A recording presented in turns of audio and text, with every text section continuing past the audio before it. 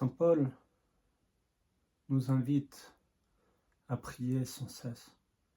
Mais comment faire? Comment être dans cette prière incessante?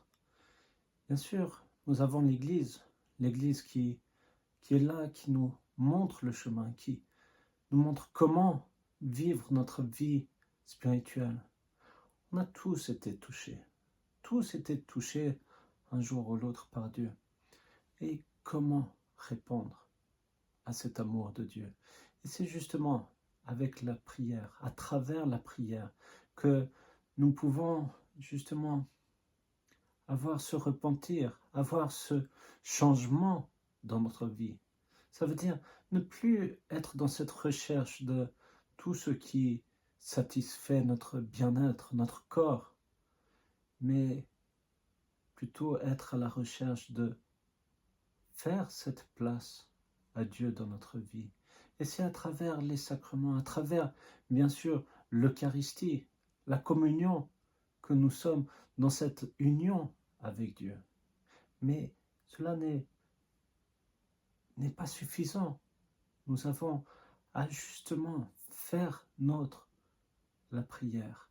Ça veut dire être dans cette recherche, dans cette envie, dans cet élan pour Dieu.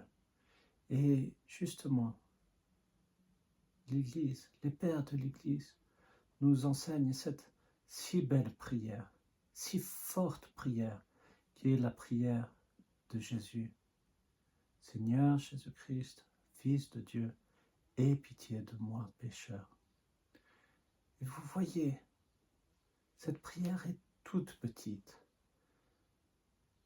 Et cela nous aide finalement à faire nôtre cette prière, à réussir à faire que petit à petit, à chaque instant, je récite cette prière, plus seulement avec mes lèvres, mais que je fais moi, que je partage cette prière. Et vous voyez, cette prière est tellement si belle, si forte. Nous voyons d'abord cette première partie, Seigneur Jésus-Christ, Fils de Dieu, qui fait que je mets au centre de ma vie Dieu, et que je l'invoque, et que je lui demande d'être présent, et que je crie avec mon cœur que Jésus est mon Seigneur et mon Dieu.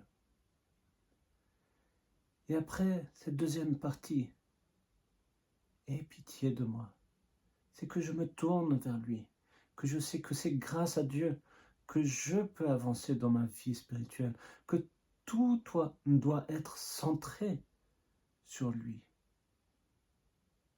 Et que je sais que grâce à lui, je peux vivre de cette vie sans fin, cette vie d'amour, cette vie d'espoir, parce que lui a miséricorde.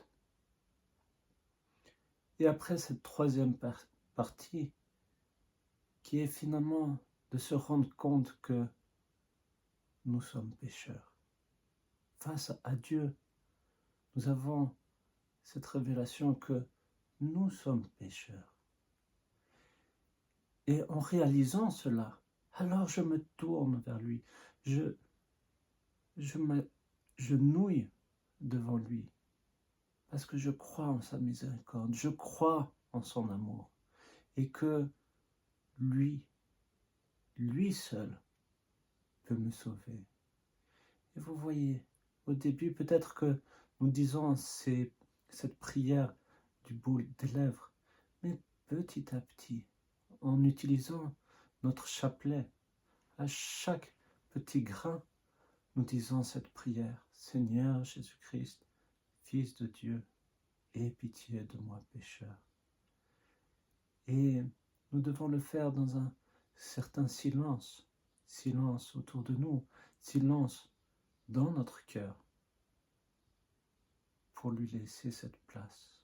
Et que petit à petit, cette prière inonde mon cœur, que cette prière finalement fait partie de moi et que petit à petit, je n'ai plus qu'une seule envie, c'est de réciter cette prière.